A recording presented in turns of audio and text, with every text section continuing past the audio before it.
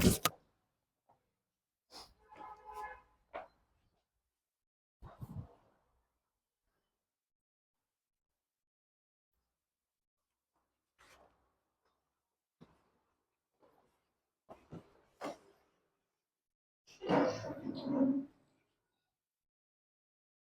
Linda nggih.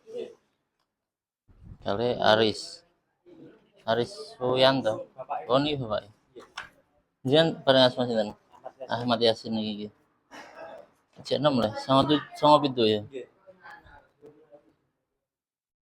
Jenengan 2005.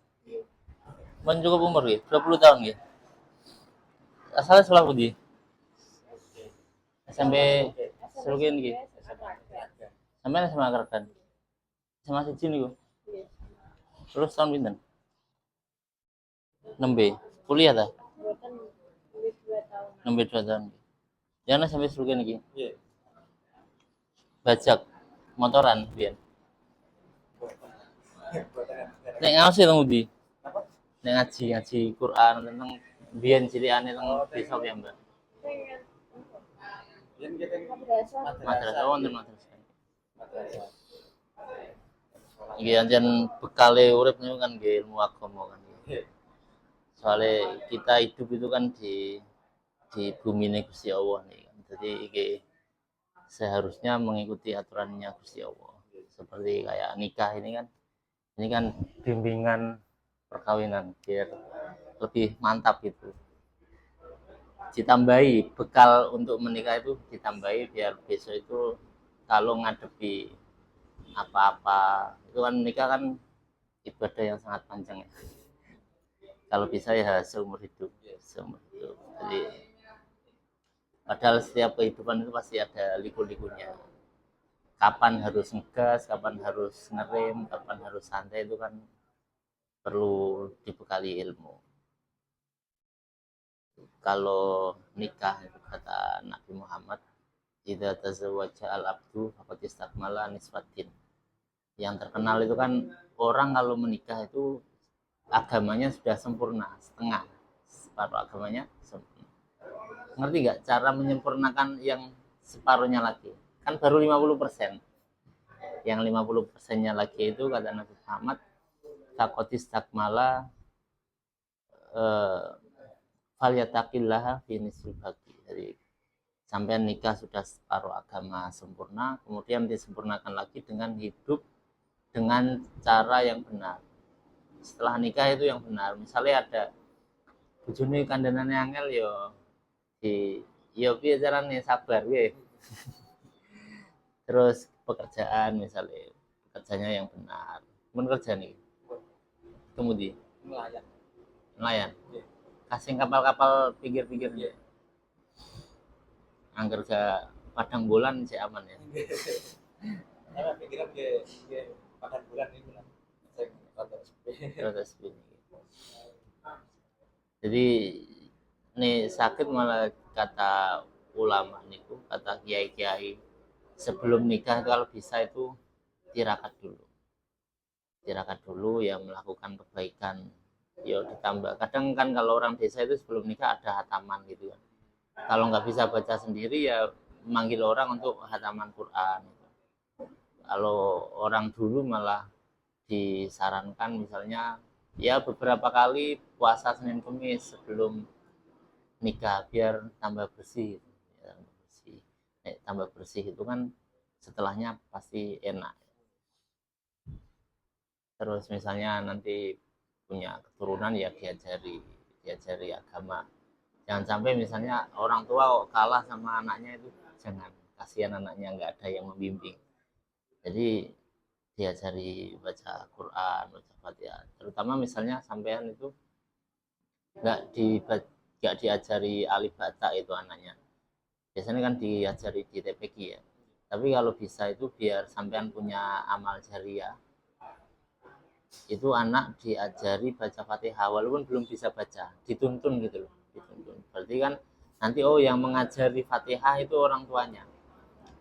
Orang yang mengajarkan kebaikan dan yang diajari itu mengamalkannya akan mendapatkan pahala seperti yang mengamalkan. Jadi selama anaknya sampai membaca Fatihah, dan sampean yang mengajari, maka sampean dapat pahala terus.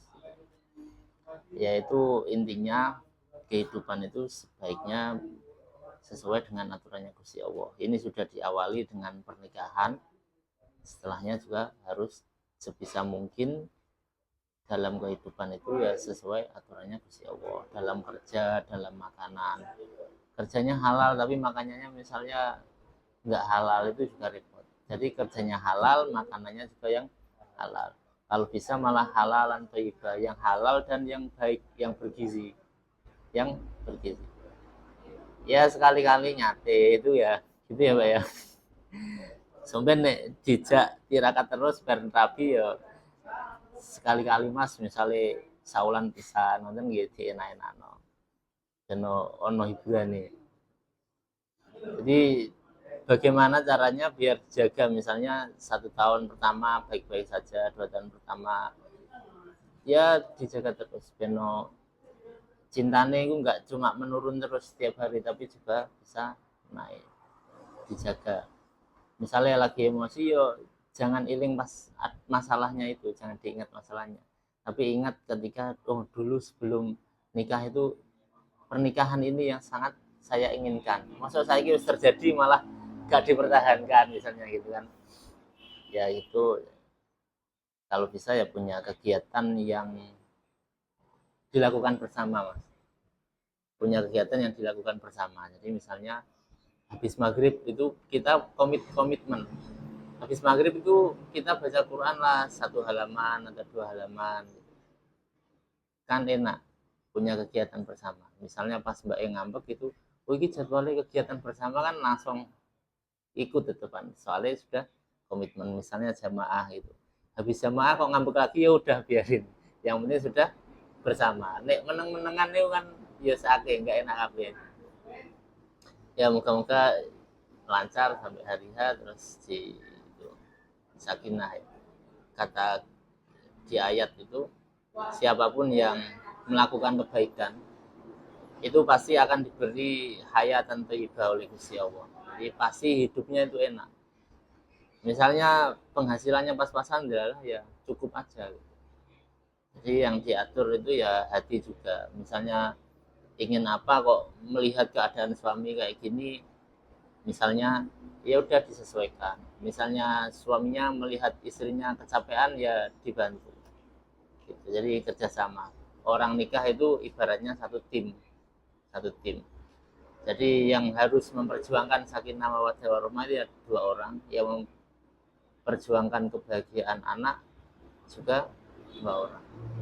Tapi ya jangan melupakan orang tua kita ya. Biasanya kan kadang wis banget sibuknya terus lali wong tuane, itu ya jangan. Tetap peduli sama orang tua kita. Gitu aja ya. Ya sambil besok-besok tetap belajar. Misalnya sampean main HP, scroll IG itu sebisa mungkin yang sampean ikuti itu ada kajian Islamnya. Jadi biar sekali-kali itu muncul, nggak hiburan saja tapi sekali-kali ada nasihat, biar ada yang mengingatkan kita, gitu ya. Itu trik ya. Ini pun ini nunggu dulu nanti dibenerin berkas-berkas. Desember ya? Recep itu, dereng Recep awal.